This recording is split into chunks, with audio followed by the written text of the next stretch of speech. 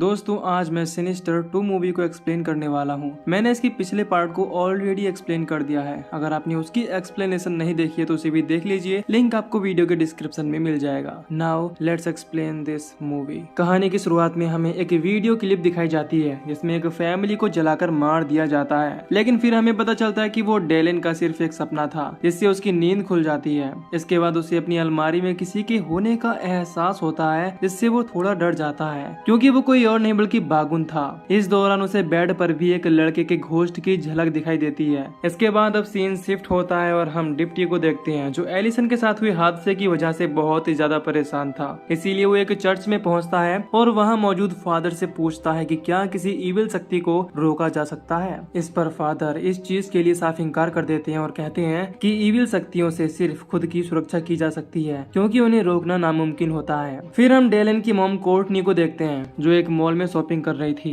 तभी उसे महसूस होता है कि कोई आदमी उसे फॉलो कर रहा है, इसीलिए वो अपने बच्चों के साथ वहाँ से निकल जाती है। इसके बाद हमें दिखाया जाता है कि डेलन अपनी मॉम और अपने भाई जैक से अलग रहता है। फिर जब वो रात में सोने की कोशिश कर रहा होता है तो उसके पास माइलो नाम की एक लड़के का घोस्ट पहुँचता है जो उसे अपने साथ बेसमेंट में ले जाता है जहाँ पर एक प्रोजेक्टर रखा हुआ था। तभी वहाँ पर टेड नाम का एक और लड़का आ जाता है जो उसे अपनी फिशिंग ट्रिप नाम की होम मूवी दिखाता है जिसमें उसने अपने सभी फैमिली मेंबर्स को उल्टा लटका कर मगरमच्छ को खिला दिया था। ये देखकर डेलन बहुत ही ज्यादा डर जाता है और अपने बेड रूम में आकर सो जाता है। फिर हम डिप्टी को देखते हैं जो एलिसन के घर को जलाने के लिए वहाँ पर पहुँचता है, लेकिन उसे पता चलता है कि वहाँ पर पहले से ही कोर्टनी की फैमिली रह रही है। इधर कोर्टनी जब डिप्टी को देखती है तो उसे लगता है कि डिप्टी उसी आदमी के लिए काम करता है जो उसे मॉल में फॉलो कर रहा था। इससे डिप्टी उसे समझाता है कि हमारे बीच गलत फहमी हो गई है। फिर पूछने पर कोर्टनी उसे बताती है कि ये घर उसकी फ्रेंड के डैड ने खरीद लिया है, इसी वजह से वो यहाँ पर रह रही है। इसके बाद डिप्टी उसे कुछ बताए बिना ही वहाँ से चला जाता है। फिर वो एक होटल में रुकता है जहाँ पर वो कोर्टनी के बारे में सर्च करता है और उसे पता चलता है कि कोर्टनी की शादी क्लिंट नाम के एक आदमी से हुई है। फिर अचानक से डिप्टी का सिस्टम खुद ब खुद चलने लगता है और उसमें एक अजीब सा सिंबल ओपन हो जाता है और वो सिस्टम अपने आप बंद हो जाता है। इसके बाद डिप्टी को अपने पीछे बागुन के होने का एहसास होता है जिससे वो काफी सहम जाता है। फिर हमें डेलिन को दिखाया जाता है जिसके पास माइलो पहुंचता है और फिर से मूवी देखने के लिए कहता है, लेकिन डेलन इस चीज के लिए साफ मना कर देता है। इससे उसे सपने में बहुत ही अजीब तरह की चीजें दिखाई देने लगती हैं और उसकी नींद खुल जाती है। फिर वो मजबूरन बेसमेंट में पहुंचता है। वहाँ पर उसे एमा मिलती है जो बताती है कि अगर तुम मूवी देख लोगे तो तुम्हें बुरे सपने नहीं आएंगे। इससे डेलन मूवी देखने के लिए तैयार हो जाता है। फिर एमा उसे अपनी होम मूवी दिखाती है जिसमें उसने अपनी फैमिली मेंबर्स को बर्फ के नीचे दबाकर बहुत बुरी तरह से मार दिया था। फिर जब माइलो डेलन को दूसरी फिल्म देखने के लिए कहता है तो वो इस चीज के लिए साफ मना कर देता है और वहाँ से जाने लगता है, जिस पर माइलो से बताता है कि अगर तुम डेली एक फिल्म देखोगे तो तुम्हें बुरे सपने नहीं आएंगे। फिर अगले दिन हमें पता चलता है कि डेलन का भाई जैक भी उन बच्चों के घोस्ट को देख सकता है, साथ ही वो अपने भाई डेलन से काफी बुरा बर्ताव करता है। इसके बाद हम डिप्टी को देखते हैं जो कोर्टनी के घर के पास एक चर्च में पहुंचता है जहाँ पर कुछ दिन पहले ही एक फैमिली को मार दिया गया था, इसीलिए वो आसपास की चीजों को चेक करने लगता है। अब वहाँ पर उसे बागुन की झलक दिखाई देती है जिससे वो बहुत ज्यादा डर जाता है। तभी उसके पास डॉक्टर स्टोमबर्ग का फोन आता है जो कि प्रोफेसर जोनस का असिस्टेंट था। इस दौरान वो डिप्टी को बताता है कि जोनस खो गए हैं, इसीलिए मुझे तुम्हारी जरूरत है। इस चीज के लिए डिप्टी तैयार हो जाता है।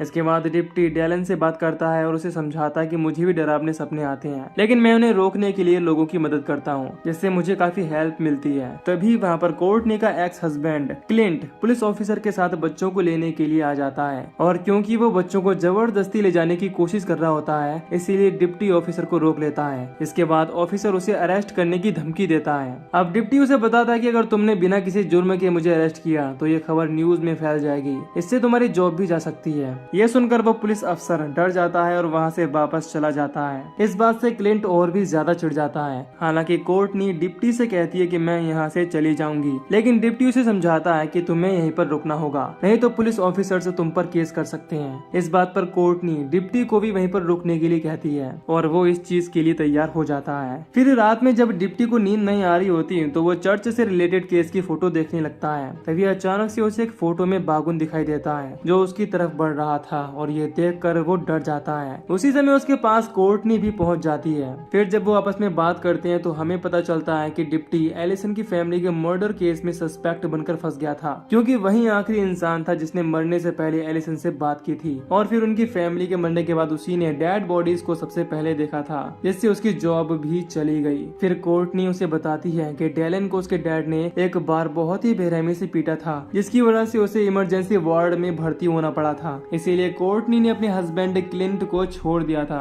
और अब उससे बचकर भाग रही है, जिससे ये बात कंफर्म होती है कि मॉल में भी उसका पीछा कर रहे आदमी को किसी और ने नहीं बल्कि क्लिंट ने ही भेजा होगा। फिर हमें डेलन को दिखाया जाता है जिसके पास माइलो पहुंचता है और बची हुई मूवीज को देखने के लिए कहता है, लेकिन डेलन इस चीज के लिए मना कर देता है। लेकिन डरावने सपने आने की वजह से वो मजबूरन वो मूवी देखने के लिए बेसमेंट में पहुंच जाता है। अब पीटर उसे अपनी होम मूवी दिखाता है जिसमें वो अपने पेरेंट्स को किचन में पानी भरकर इलेक्ट्रिक शॉक दे देता है, जिससे वो मारे जाते हैं। अब अगले दिन डिप्टी और कोर्टनी एक दूसरे से अपना नंबर एक्सचेंज करते हैं, जिसके बाद डिप्टी वहाँ से चला जाता है और डॉक्टर स्टोमबर्ग के पास पहुँचता है, जो उसे एक बच्चे की रिकॉर्डिंग सुनाता है जिसमें वो बच्चा बागुन का नाम ले रहा था। फिर जब डिप्टी स्टोमबर्ग से उस बच्चे के बारे में पूछता है तो वो बताता है कि उस बच्चे की फैमिली मारी गई और वो बच्चा भी अभी तक मिसिंग है, जिससे कंफर्म होता है कि उस बच्चे की फैमिली भी बागुन का शिकार बन चुकी है। इस दौरान स्टोमबर्ग उसे ये भी बताता है कि जो भी फैमिली मारी जाती है उसमें 3 चीजें कॉमन होती हैं, जिसमें पहली उस फैमिली के सारे मेंबर मारे जाते हैं और दूसरी उस फैमिली का एक बच्चा गायब हो जाता है जो कभी नहीं मिलता,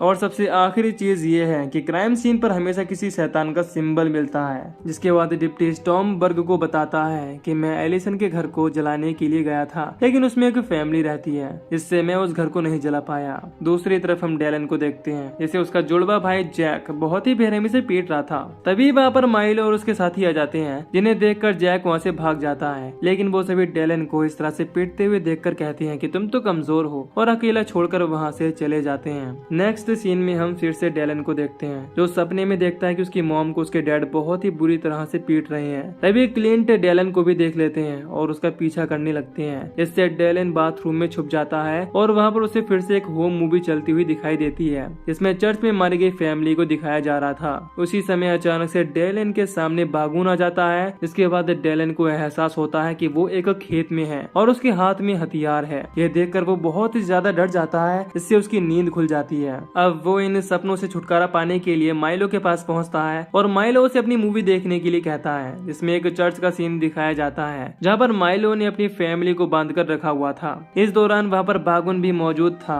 फिर माइलो अपने फैमिली मेंबर्स के पेट में भूखे चूहों को कब से ढक देता है और उनके ऊपर आग के अंगारे रख देता है। इससे गर्म होने की वजह से वो चूहे उन लोगों के पेट के अंदर घुस जाते हैं और उन फैमिली मेंबर्स की बॉडी को फाड़ते हुए बाहर निकल आते हैं, जिससे वो सब भी वहीं पर मारे जाते हैं। फिर मूवी खत्म होने के बाद सभी मरे हुए बच्चे डेलन को आखिरी बची मूवी देखने के लिए फोर्स करने लगते हैं, लेकिन वो इस चीज के लिए मना कर देता है और वहाँ से भागने लगता है। अब वो उसी चर्च में पहुंच जाता है जहाँ पर माइलो ने अपने पेरेंट्स को मार दिया था, जिससे वहाँ पर उसे बागुन की झलक दिखाई देती है जो उसका पीछा करने लगता है। अब डेलन एक रूम में छुप जाता है, तभी वहाँ पर माइलो और उसके साथी भी पहुंच जाते हैं जो डेलन से कहते हैं कि मूवी देखने का ये तुम्हारा आखिरी मौका है। लेकिन डेलन फिर भी इस चीज के लिए साफ मना कर देता है और कहता है कि मैं तुम्हारी तरह बिल्कुल भी नहीं बनना चाहता। ये सुनकर वो सब वहाँ से चले जाते हैं। लेकिन जब डेलन घर पहुँचता है तो उसे पता चलता है कि उन लोगों ने उसके भाई जैक को भी मूवीज दिखाना शुरू कर दिया है। इसीलिए डेलन जैक को रोकने की कोशिश करता है, लेकिन वो डेलन की कोई भी बात नहीं सुनता। इसके बाद माइलो डेलन को धमकी देता है कि हम तुम्हारी फैमिली को मार देंगे और ये बात तुम जिसे बताना चाहो बता सकते हो। अगले दिन कोर्टनी के पास क्लिंट पहुंचता है जो बताता है कि पिछली रात कोर्ट में इमरजेंसी सुनवाई हुई थी, जिसमें ये फैसला लिया गया है कि अब हमारे बच्चे मेरे साथ ही रहेंगे, इसीलिए अगर तुम चाहो तो तुम भी मेरे साथ चल सकती हो। इस बात से डेलन बहुत ही ज्यादा डर जाता है, लेकिन कोर्टनी उसे समझाती है कि मैं हर हालत में तुम्हें सेफ रखूंगी। इसके बाद कोर्टनी बच्चों के साथ क्लिंट के घर पहुंच जाती है। अब जब डिप्टी उसके घर पहुंचता है तो वहाँ पर उसे कोई नहीं मिलता, इससे वो परेशान होकर कोर्टनी को कॉल करने की कोशिश करता है, लेकिन उसके फोन उठाने से पहले ही क्लिंट उसके हाथों से फोन ले लेता है और डिप्टी को मैसेज करके कॉल ना करने की धमकी देता है। इस बात से डिप्टी डर जाता है और गाड़ी लेकर वहाँ से निकल पड़ता है। लेकिन जब वो क्लिंट के घर पहुँचता है तो क्लिंट उसकी कोई भी बात सुनने के लिए तैयार नहीं होता और उसे बहुत ही बुरी तरह से पीट कर वहाँ से भगा देता है। इसके बाद हम जैक को देखते हैं जिसे क्लिंट के घर में एक प्रोजेक्टर और रील मिल जाती है। फिर वो उनकी हेल्प से अपनी फैमिली की वीडियो बनाने लगता है। ये सारी चीजें देखकर डेलन चुपके से अपनी मॉम के फोन से डिप्टी को मैसेज करके हेल्प मांगता है। नेक्स्ट सीन में हम देखते हैं कि जैक अपनी सभी फैमिली मेंबर्स को खेतों के बीचों बीच वैसे ही बांध देता है जैसे डेलन अपने सपने में देखता था।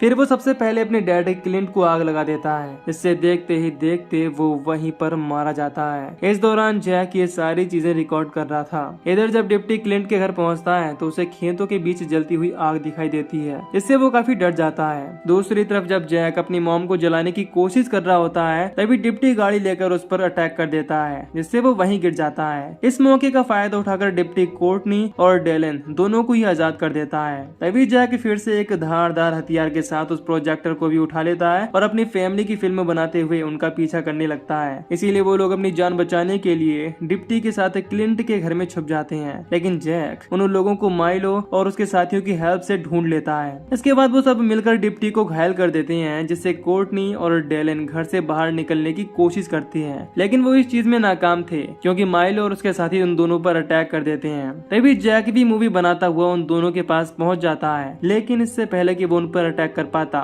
डिप्टी वहां पर पहुंच जाता है, जो जैक के प्रोजेक्टर पर अटैक करके उसे तोड़ देता है, जिस वजह से जैक बहुत ही बुरी तरह से बौखला जाता है क्योंकि उसने उसकी होम मूवी खराब कर दी थी। तभी माइलो और उसके दोस्त जैक को बताती हैं कि अब सब कुछ खत्म हो गया है, इसीलिए तुम कुछ भी नहीं कर सकते। तभी वहाँ पर बागुन आकर जैक को मार देता है, जिससे कोर्टनी और डेलन देखते हैं कि बागुन जैक को एक पर्दे के अंदर ले गया है, जिसकी वजह से वो जलकर मारा गया और घर में भी आग लग जाती है। अब डिप्टी कोर्टनी और डेलन को लेकर वहाँ से बाहर निकल आता है। फिर जब डिप्टी होटल पहुँचता है तो उसे रेडियो पर किसी की आवाज सुनाई देती है जो डिप्टी का नाम बुला रही थी। तभी हम वहाँ पर बागुन की झलक देखते हैं और इसी के साथ ये मूवी यहीं पर खत्म हो जाती है। तो दोस्तों, अगर आपको इस मूवी की एक्सप्लेनेशन पसंद आई हो तो वीडियो को लाइक और चैनल को सब्सक्राइब कर दीजिए। बाकी मैं मिलूंगा आपसे न्यू वीडियो में। Till then take care, love you, bye bye.